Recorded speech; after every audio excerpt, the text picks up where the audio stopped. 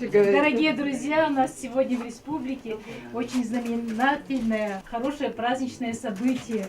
Елизавета Иннокентьевна сегодня 100 лет. Самое хорошее, что в этой хрупкой маленькой сегодня женщине, которая прожила век красиво, самое красивое, конечно, это ее дети. Они у нас ей расскажут, все покажут. Сегодня по вручению руководства нашей республики почетным знаком долголетия Республики Саха ЮСАС. Вот оно сделано у нас на самого якутского драгоценного металла серебро. Здесь вот спиральное дерево. Это вот жизнь с зелеными ростками. Это вот ваше древо. Это очень хорошо. Так, мама, медаль вешают тебе. Вешают аккуратно. Вот. Вот. Видишь какую? Посмотри. Вот что тебе дали, как долгожителю. Вот какую, видишь?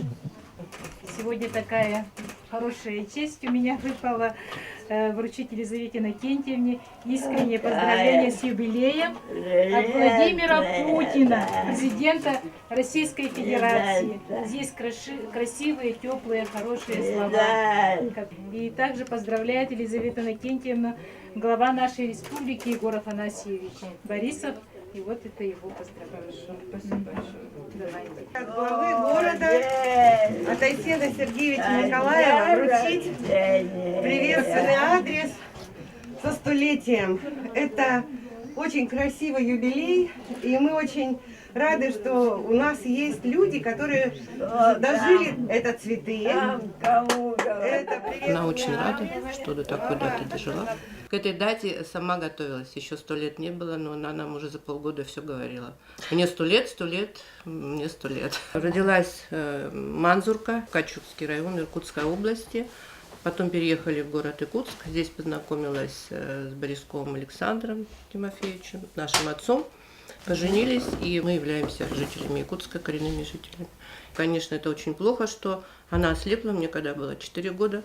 Но, тем не менее, зрение человек, когда не видит, он многое не видит, воспринимает по-другому. Живет в семье, это самое главное.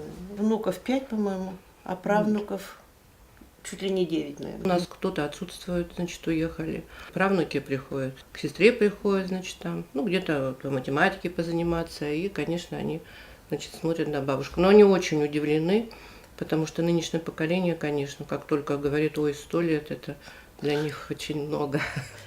Мы сами-то не понимаем, 100 или не 100 уже. Потому что мы сами, брату 77, вот, сестре 73, да, и мне 62, так что мы сами уже... Долгожители. Я думаю, в таком возрасте, да. Она, конечно, в таком состоянии, в хорошем. Она читает Тургенева, все удивляются, поет песни, тренирует свою память, Да. чтобы, значит, вот действительно...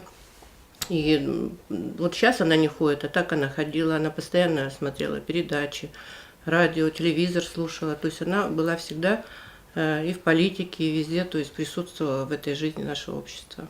Она не кушает, вот как мы там все, салат, там суп или что, у нее единичное. Пирог рыбный, так пирог, холодец, так холодец, помидорка, так помидорка, то есть да. Чай, вот она воду, заварку не пила одно время. То есть да, питание, я думаю, тоже очень... Но она не специально, но как-то, видимо, она сама настраивает. То, что организм просит, и она действительно вот так.